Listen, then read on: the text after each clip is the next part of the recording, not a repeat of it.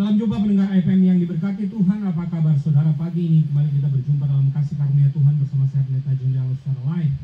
Kita menikmati hari yang baru pada pagi hari ini dan kita bersyukur oleh karena Tuhan memberikan anugerah demi anugerah bagi setiap kita, sehingga kita boleh diberi kesehatan, kekuatan, damai sejahtera, sukacita pada hari ini. Apapun keadaan kita, mari kita memandang Tuhan di dalam kehidupan kita.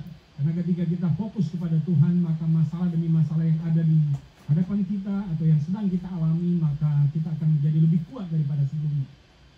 Kita tidak boleh membiarkan masalah itu menguasai kita. Kita harus conquer, kita harus menguasai, kita harus mengendalikan, kita harus menghadapi masalah itu dengan kekuatan yang lebih tinggi daripada masalah itu, yaitu kekuatan yang datang dari Tuhan, dari Roh Kudus.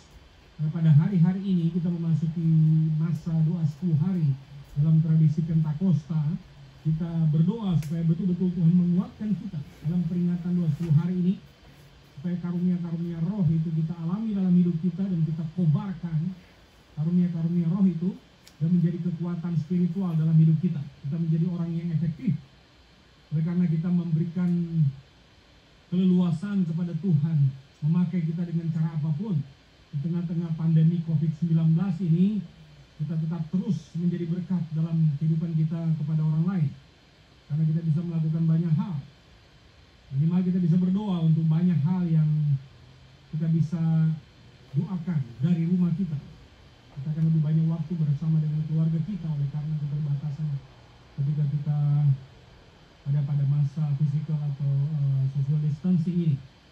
Bapak Ibu Saudara sekalian, pagi ini saya ingin membahas satu bagian berkaitan dengan kitab 1 Korintus pasal 3 ayat 1 sampai ayat yang ke-9. Ini topiknya berkaitan dengan perselisihan. Kitab 1 Korintus pasal yang ketiga, ayat yang pertama sampai ayat yang ke-9. Dengarkan, simak, perhatikan baik-baik. Saya akan bacakan bagian ayat-ayat ini dan saya percaya ini akan memberikan perspektif yang baru bagi kita untuk mengerti kitab 1 Korintus, khususnya pasal yang ketiga, ayat 1 sampai ayat yang ke-9.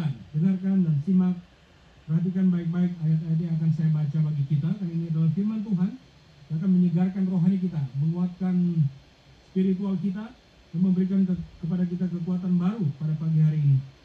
Dengarkan 1 Korintus 3 ayat 1 sampai 9. Demikian bunyi firman Tuhan. Dan aku, saudara-saudara, pada waktu itu tidak dapat berbicara kepada kamu seperti dengan manusia rohani, tetapi hanya dengan manusia duniawi yang sebelum dewasa dalam Kristus. Susulah yang kuberikan kepadamu bukanlah makanan keras, sebab kamu belum dapat menerima, dan karena sekarang kamu pun belum dapat menerimanya. Karena kamu masih manusia duniawi, sebab jika di antara kamu ada iri hati dan perselisihan, bukankah hal itu menunjukkan bahwa kamu manusia duniawi dan bahwa kamu hidup secara manusiawi? Karena jika yang seorang berkata aku dari golongan Paulus dan yang lain berkata aku dari golongan Apolos, bukankah hal itu menunjukkan bahwa kamu manusia duniawi yang bukan rohani? Jadi apakah Apolos? Apakah Paulus? Pelayan-pelayan Tuhan yang olehnya kamu menjadi percaya, masing-masing menurut jalan yang diberikan Tuhan kepadanya. Aku menanam, Apolos menyiram, tetapi Allah yang memberi pertumbuhan. Karena itu yang penting bukanlah yang menanam atau yang menyiram, melainkan Allah yang memberi pertumbuhan. Ayat 8, baik yang menanam maupun yang menyiram adalah sama, dan masing-masing akan menerima upahnya sesuai dengan pekerjaannya sendiri. Karena kami adalah kawan sekerja Allah, dan kamu adalah ladang Allah, bangunan Allah. Bapak Ibu Saudara sekalian pendengar FM yang diberkati Tuhan, dimanapun Anda berada, kita bersyukur mendapatkan bagian ini karena kita akan belajar mengenai kitab 1 Korintus.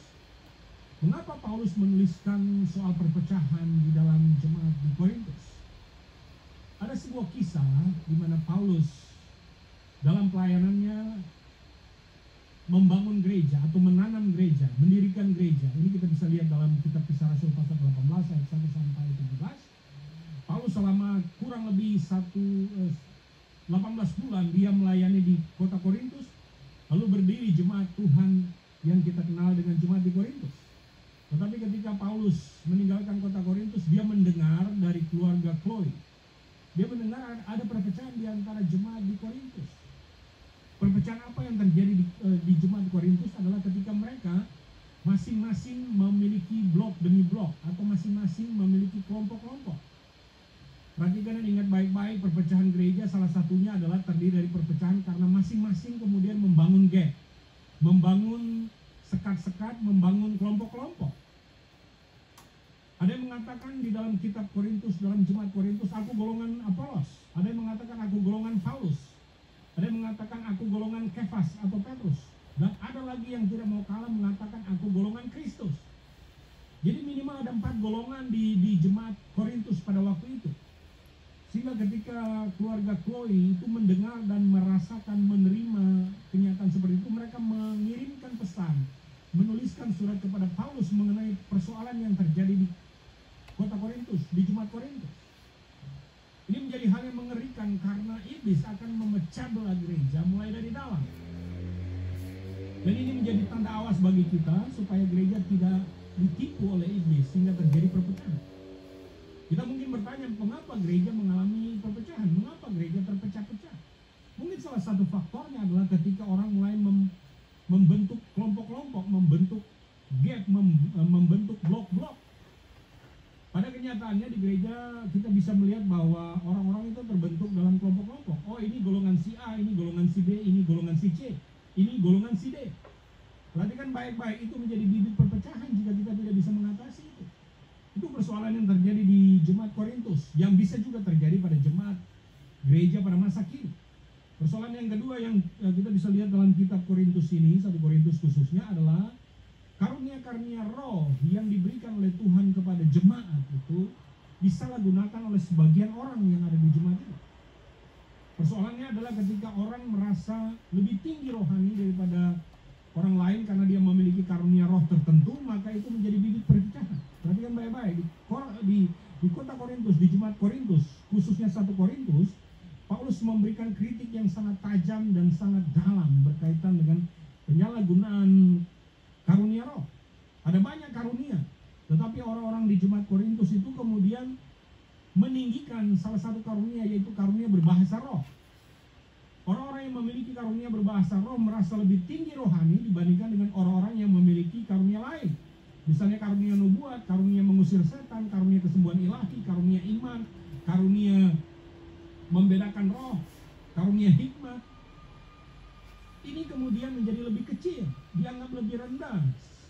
Statusnya atau tingkatannya menjadi lebih rendah. Orang menganggap atau yang memiliki karunia bahasa roh merasa lebih tinggi daripada yang lain. Jadi menjadi persoalan Bapak Ibu Saudara sekalian. Ketika gereja kemudian tidak mengendalikan orang-orang yang merasa lebih rohani daripada yang lain, ini mengerikan sekali. Maka Paulus berkata bahwa dia tidak bisa lagi berkata-kata seperti manusia rohani. Bahkan lebih daripada itu, Paulus mengatakan, aku berkata dan memberi nasihat kepada kamu lebih tepat secara duniawi. Pasal yang ketiga ayat pertama dikatakan begini oleh Paulus, dan aku saudara-saudara pada waktu itu tidak dapat berbicara dengan kamu seperti manusia rohani, tetapi hanya dengan manusia duniawi yang belum dewasa di dalam Kristus. Karena terjadi iri hati, perpecahan, kelompok-kelompok, merasa lebih tinggi rohani daripada yang lain. Itu yang terjadi di jemaat di Korintus pada waktu itu, ketika Paulus menulis surat 1 Korintus. Belum lagi penyalahgunaan karunia-karunia seperti karunia-karunia roh seperti yang saya sampaikan tadi. Ini menjadi penyakit, ini menjadi kanker, ini menjadi tumor yang bisa memecah gereja dari dalam. Maka perhatikan baik-baik Bapak Ibu Saudara sekalian. Jangan sampai kemudian kita tertipu oleh tipuan iblis sehingga terjadi perpecahan, sehingga menjadi pecah-pecah. Tidak demikian. Tubuh Kristus adalah satu, di mana kepala gereja adalah Kristus dan kita adalah tubuh. Tangan, kaki, telinga, mulut, hidung itu bagian utuh dari seorang manusia. Kita berfungsi oleh karena kita ada pada satu tubuh. Demikian juga dengan gereja Tuhan. Tidak ada yang lebih hebat daripada yang lain. Kita adalah satu tubuh di dalam diri, di mana Kristus sebagai kepala. Nah, kalau itu terjadi dan kalau kita paham itu, maka tidak akan terjadi perpecahan gereja. Kita akan memiliki kerendahan hati dan tidak iri dengan satu sama lain.